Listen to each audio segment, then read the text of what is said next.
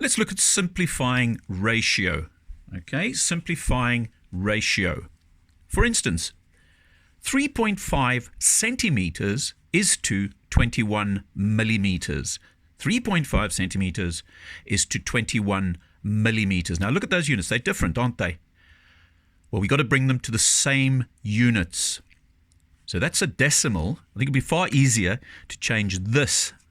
Okay? How many millimeters in a centimeter? 10.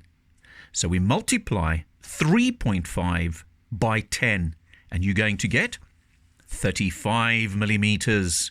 So 35 millimeters is to 21 millimeters. We've got to simplify this, make it easier.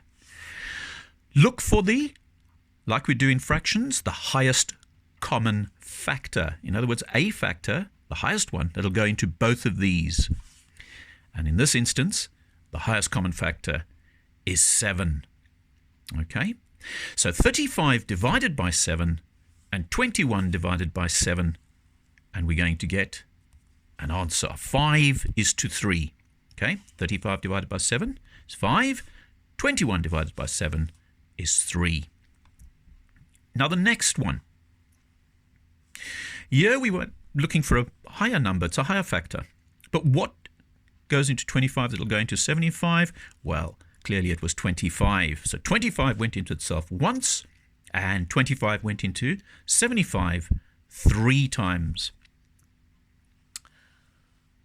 21 and 14. Again, find the highest common factor, the highest number they're dividing into both of those numbers, and it again is 7. 7 goes into 21 3 times, and 7 goes into 14 twice.